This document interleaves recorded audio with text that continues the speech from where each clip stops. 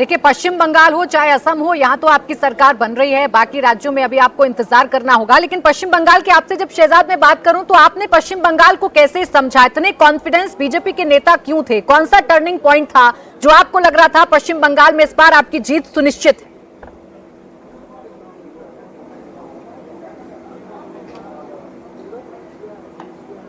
प्राची, आपकी आवाज नहीं आ रही है, पीनाज को ही रिपीट करना पड़ेगा। पीनाज बोले, आप मेरा सवाल पहुंचाते।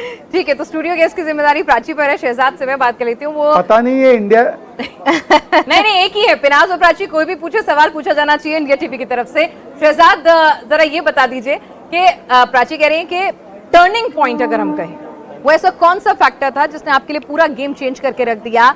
2021 का जो नारा था 2 मई दीदी गई, वो 4 मई को जाके पूरा हो गया।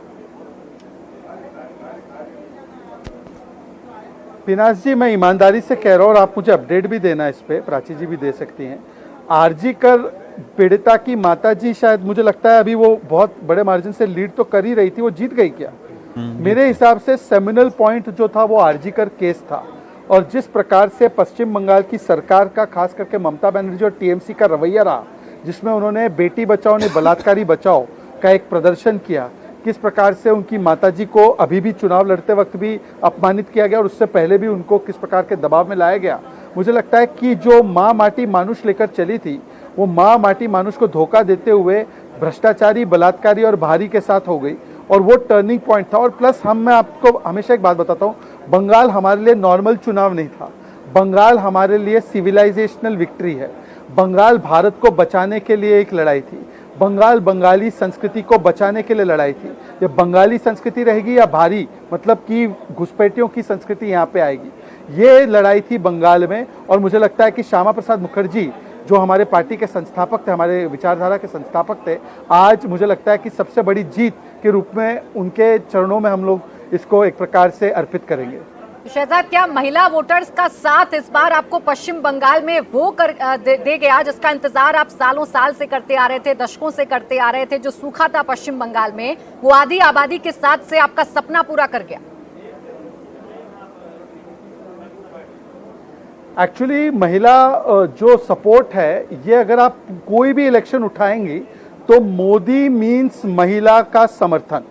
और आप ये देख लेना, ये आप एक कोरोलरी बन चुका है, एक थ्योरी बन चुका है। 2014 हो, 1924 हो या स्टेट इलेक्शंस हो, महाराष्ट्र हो, गुजरात हो, हरियाणा हो, असम का चुनाव हो या बिहार का या बंगाल का चुनाव हो, महिला समर्थन मीन्स मोदी। और इसीलिए मोदी जी ने भी तो एक प्रकार से कह सकते कर्जा उतारने के लिए ही महिला आरक्षण भी लाने का काम किया। और मोदी जी को जो आरक्षण उसको स्थापित करने से, 29 में लाने से जिस प्रकार से इन लोगों ने रोका, खास करके डीएमके वालों ने और टीएमसी वालों ने, उसका उनको बहुत बड़ा खामियाजा भुगतना पड़ा। और महिला सुरक्षा को लेकर तो चिंताएं थी।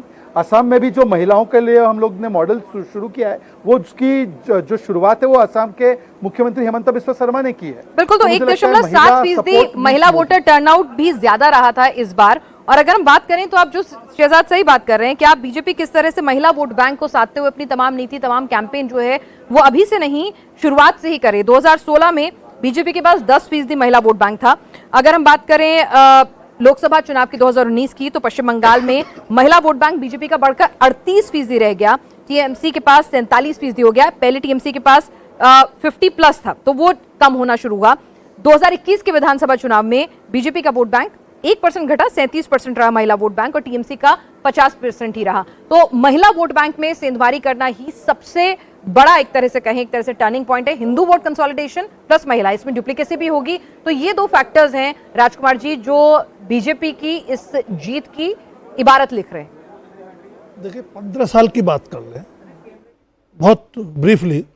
2011 में बीजेपी का खाता नहीं खुलता पश्चिम बंगाल में, और 2026 में वो पार्टी 200 के आसपास पहुंचती हुई दिख रही है। इस 15 साल में पूरे बंगाल की राजनीति को समझें तो 15 साल से टीएमसी जिन 200 मतलब 119 सीटों पर काबिज थी लगातार 3 बार, उनमें से 65 सीटें बीजेपी ने छीन ली। तो मेरा कहने का मतलब यह है, और इसमें 42% के आसपास मुस्लिम डोमिनेशन वाली सीटें भी हैं जो बीजेपी इस बार जीत रही है। तो हम अगर इसको टुकड़ों टुकड़ों में देखेंगे तो मुझे लगता है न्याय नहीं होगा कि महिला वोट बैंक के बूते बीजेपी आगे बढ़ी या किसी एक घटना को लेके बढ़ी, ये ओवरऑल जिसको हम लोग अंडर करंट तो मान रहे थे, लेकिन वो सही मायने में हाई वोल्टेज करंट निकला।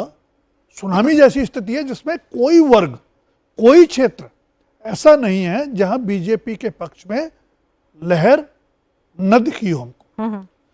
7% वोट पड़ना, मुझे याद नहीं पड़ता हाल फिलहाल के दौर में कि किसी एक चुनाव में 7% वोट बढ़ गया। ठीक है, बीजेपी कह सकती है 2016 से 21 के बीच बढ़ा, लेकिन इतने क्लोज कंटेस्ट में, वो भी ममता बनर्जी जैसी नेता के सामने जिनकी इमेज एक फाइटर की रही है। उन्होंने 34 साल के लेफ्ट फ्रंट के शासन को अपने दम पर, अकेले दम उखाड़ करके सत्ता हासिल की थी। कांग्रेस में रहते हुए नहीं कर पाई, बीजेपी के साथ अलायंस में रहकर नहीं कर पाई, अकेले दम किया। तो एक ऐसी नेत्री अगर हार रही है इतनी बुरी तरह से, और बीजेपी 2 गुनी से ज्यादा सीटें लेके आ रही है, पिछली बार 377 हुई, इस बार तो लगभग तीन गुना होने जा रहा है। यानी जनता ने साफ संदेश दे दिया है कि साफ भाई संदेश अगर और काम इसके- करोगे तो प्रो इनकम्बेंसी में तमाम चुनाव के जो इफ एंड बट्स और परम्यूटेशन देखिए- कॉम्बिनेशन है इतिहास के, उनको खत्म करते हुए हम प्रो इनकम्बेंसी का बस। वोट भी दे सकते हैं। प्लस एक जो परिवारवाद वाली राजनीति है, जो सोच है कि भाई ठीक है मैं मेरे बाद ये, क्या वो छत्रपों का राज अब धीरे धीरे थोड़ा आपको लगता है कि हाँ जब हम छत्रपों की बात करते हैं, क्षेत्रीय दलों की बात करते हैं, तो मान के चलिए वो पारिवारिक पार्टियां हैं, मोरलेस? है ना, बाप के बाद बेटा, बुआ के बाद भतीजा, जो भी है, लेकिन परिवार में रहेगा। तो उस राजनीति को देश की जनता धीरे धीरे नकार रही है, और उस नकार में अगर आप स्टेट वाइज कभी डिस्कस करें तो बीजेपी की बहुत बड़ी भूमिका है ठीक है, उस नकार को अंडरलाइन करने।